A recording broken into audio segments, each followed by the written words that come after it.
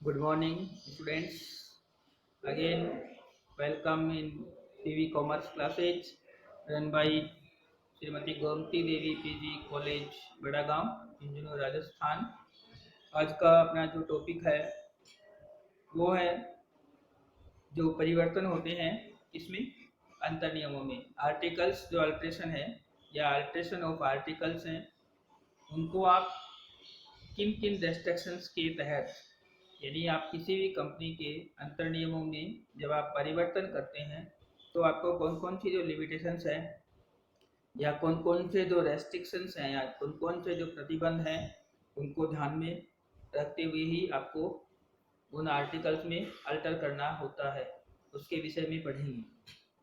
तो आज का जो टॉपिक है वो अपना है रेस्ट्रिक्शंस और limitations on alteration of articles, यानी कंपनी के जो पार्षद अंतर नियम में जो परिवर्तन करेंगे उसके संबंध में कौन कौन सी सीमाओं का ध्यान रखा जाएगा या कौन कौन से प्रतिबंधों को ध्यान में रखते हुए आप कंपनी के आंतरिक जो नियम है उनमें आप अल्टर कर सकते हैं। तो इसमें आपकी जो बुक है सिलेबस वाइज उसमें जो है दो टाइटल से इसको एक्सप्लेन किया गया है। पहला जो टाइटल है अपना है वैधानिक प्रतिबंध स्टेट्यूटरी रेस्ट्रिक्शन और दूसरा जो प्रतिबंध है वो है जुडिशियल रेस्ट्रिक्शन न्यायिक प्रतिबंध। तो पहले पढ़ेंगे वैधानिक प्रतिबंध के विषय में, यानी कि जो कानूनन रूप से जो रेस्ट्रिक्शंस हैं जो आपको बाधित करते हैं कि आप किस प्रकार से मतलब किसी भी कंपनी के आर्टिकल्स में आप रेस्ट्रिक्ट होके उसमें अल्टर कर रहे हैं। तो पहला जो पॉइंट है उसमें है must not be inconsistent with the provisions of the Companies Act, यानी आपका जो अल्टर है, आपका जो परिवर्तन है इसमें आर्टिकल्स में आपके अंतर नियमन आप जो भी परिवर्तन करना चाहते हैं वो कंपनी अधिनियम के अधीन होना चाहिए और उसके अनुकूल होना चाहिए, यानी उसके बाहर नहीं जाए। उसको आपका जो अल्टर है वो ऐसा नहीं होना चाहिए कि आप कंपनी जो एक्ट है उसके विरुद्ध जा रहे हैं, उसको फॉलो नहीं कर रहे हैं, या जो कंपनी के जो प्रावधान हैं उनको आप फॉलो नहीं कर रहे हैं, या कंपनी के जो रूल्स एंड रेगुलेशंस हैं उनको आप मान नहीं रहे हैं, उनके अनुसार आप चल नहीं रहे हैं। तो आप ऐसा कोई भी अल्टर अपने आर्टिकल्स में नहीं करेंगे जिससे कंपनी के जो प्रोविजंस हैं या कंपनीज के जो एक्ट हैं, जो कंपनीज के जो रूल्स हैं उनको कहीं भी आपको ऐसा लगता हो कि उनको क्रॉस आउट किया जा रहा है। तो पहला पॉइंट बन गया must not be inconsistent with the provisions of the companies act. Second point अपना must not be against the memorandum, मतलब सीमा नियम के प्रतिकूल नहीं होना चाहिए। सीमा नियम के प्रतिकूल नहीं होना चाहिए, तो क्या होना चाहिए? सीमा नियम के अनुकूल होना चाहिए। Must be favourable of memorandum, तो आपका जो अल्टर है वो ऐसा होना चाहिए जो पार्षद सीमा नियम में जो भी नियम दे रखे हैं उनके अनुसार ही आप अपना अल्टर कर रहे हैं या नहीं कर रहे हैं, इन सब बातों का आपको ध्यान में रखना है। उसके बाद में आपका जो अल्टर का जो पॉइंट है वो है must be by special resolution, मतलब आप जो है अपनी मनमर्जी से कभी भी किसी भी प्रकार का अल्टर नहीं कर सकते। अल्टर करने के लिए आपको एक विशेष प्रस्ताव पारित करना पड़ता है। तो ऐसा नहीं है कि जब आपका मन किया तो आपने किसी भी कंपनी के आर्टिकल्स में अल्टर कर लिया। तो अल्टर करने के लिए यानी कि परिवर्तन करने के लिए आपको उससे संबंधित जो मीन है उसका विशेष प्रस्ताव पारित करना पड़ता है। उसके बाद में अपना अगला पॉइंट है must be approved by the central government in certain cases, यानी जब भी आप अल्टर करते हैं तो आपको जो केंद्र सरकार है उससे परमिशन लेने की आवश्यकता होती है, उससे अप्रूवल करवाना पड़ता है।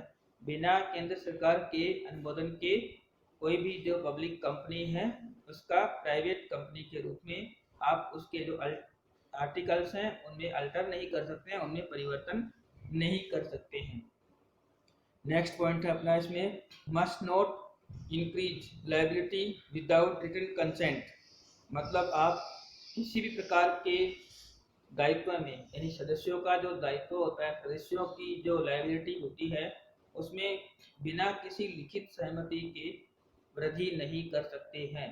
मतलब आपको जब तक सामने वाला उस चीज के लिए रिटर्न कंसेंट आपको नहीं दे दे, तब तक आप उससे संबंधित कोई भी अल्टर जो है वो उस आर्टिकल में नहीं करेंगे। तो must not increase liability without return consent. अगला पॉइंट है अपना, must not be inconsistent with the order of tribunal. मतलब जो ट्रिब्यूनल, जो न्यायालय होता है कंपनी मामलों से संबंधित, उसके आदेश के प्रतिकूल नहीं जाना है। यानी अगर जिन आदेशों में या जिन न्यायालयों के आदेशों में कंपनी का अल्टर अगर उचित ठहराया गया है, तो आप कंपनी के आर्टिकल्स में परिवर्तन कर सकते हैं। अदरवाइज आप कंपनी का जो ट्रिब्यूनल है उसके ऑर्डर के ओपोजिट नहीं जा सकते हैं, उसके प्रतिकूल नहीं जा सकते हैं। यानी कि कंपनी न्यायालय जो बोलेगा उसको आपको फॉलो करना होता है। अगला जो बिंदु है अपना, must not be inconsistent with any law. मतलब जो कोई भी जो नियम या जो कोई भी कानून जो डायरेक्टली और इनडायरेक्टली आपके कंपनी से संबंधित है, आपकी कंपनी के आर्टिकल से संबंधित है, तो आपको ऐसा कोई काम नहीं करना है जिससे उस कानून में लिखी हुई किसी भी बात का उल्लंघन होता हुआ आपको नजर आता है। यानी आप उस लॉ को अगर आप कहीं पे भी ब्रेकआउट करते हैं, तो आपको ऐसा काम किसी भी स्थिति में नहीं करना है। Must not be inconsistent with any law. ये तो हैं आपके स्टैट्यूटरी रेस्ट्रिक्शंस, जो आपके विधानिक प्रतिबंध हैं। उसमें इस प्रकार के रेस्ट्रिक्शंस को ध्यान में रखते हुए ही आपको किसी भी कंपनी के आर्टिकल्स में अल्टर करना होता है। अगला जो अपना पॉइंट है वो है इसमें जुडिशियल रेस्ट्रिक्शंस, न्यायिक प्रतिबंध। तो न्यायिक प्रतिबंध में जो अपना फर्स्ट पॉइंट है वो है must be for the benefit of the company. यानी आप कोई भी जो आप अल्टर कर रहे हैं आर्टिकल्स में, वो अल्टर जो है वो कंपनी के हित में होना चाहिए। यानी आप कोई भी ऐसा परिवर्तन कर दिया आपने जो कंपनी के हित में नहीं है, तो आप उस अल्टर को ना करें तो ही वो आपके लिए और उस कंपनी के लिए बेटर होता है। अगला जो पॉइंट है वो अपना है must not constitute fraud on minority. Must not constitute fraud on minority, यानी परिवर्तन जो है वो ऐसा नहीं होना चाहिए जिससे जो अल्पसंख्यक अंशधारी है, यानी ऐसे शेयर होल्डर्स जिनकी जो संख्या है वो कम है, उनके साथ में किसी भी प्रकार का जो छल कपट है वो नहीं होना चाहिए, उनके साथ किसी भी प्रकार का धोखा नहीं होना चाहिए। ऐसा आप नहीं करेंगे। उसके बाद में अगला जो पॉइंट है अपना, must not cause breach of contract. मतलब आप ऐसा कोई भी अल्टर नहीं करेंगे जिससे तीसरे पक्षकार के साथ में किसी भी प्रकार का जो अनुबंध किया गया है वो टूटता हुआ आपको नजर आ रहा हो। अगर आप थर्ड पार्टी के साथ में कोई भी कॉन्ट्रैक्ट जो आपका पहले से रनिंग में था, अगर वो कॉन्ट्रैक्ट आपके अल्टर के बाद में टूटता है और वो गलत होता है, कंपनी लॉज एंड रेगुलेशंस के अपोजिट जाता है, तो आप वो काम नहीं करेंगे, यानी कि आप ऐसा अल्टर नहीं करेंगे। नेक्स्ट पॉइंट है अपना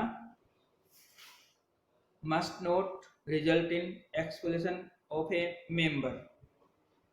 मतलब परिवर्तन जो है किसी भी सदस्य को निष्कासित करने वाला नहीं हो। मतलब कोई भी जो मेंबर है आपका उस परिवर्तन से, आपकी कंपनी से आउट नहीं हो, ऐसा परिवर्तन आपका नहीं हो। नेक्स्ट पॉइंट है आपका alteration need not necessarily have retrospective effect.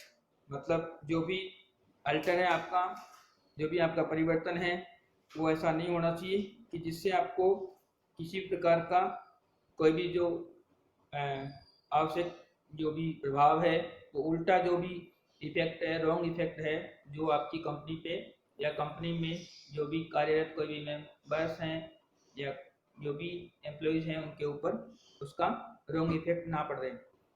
Next point है अपना must not B prohibiting the alteration, मतलब ऐसा परिवर्तन नहीं हो जो प्रोहिबिट किया गया हो, यानी कि प्रतिबंधित किया गया हो, जिसको आपको करना ही नहीं चाहिए था और उसको आपने अल्टर में ले लिया है, तो ऐसा आप नहीं कर सकते। नेक्स्ट पॉइंट है आपका मस्ट नॉट बी अल्टर्ड और रेक्टिफाइड बाय द कोर्ट, मतलब जो कोर्ट है, जो न्यायालय है, वो किसी भी कंपनी के अंतर्नियम में कभी भी कोई भी प्रकार का अल्टर या जो जो सुधार है, जो संशोधन है, जो अमेंडमेंट है, वो नहीं कर सकता है। तो मस्ट नॉट बी अल्टर्ड और रेक्टिफाइड बाय द कोर्ट।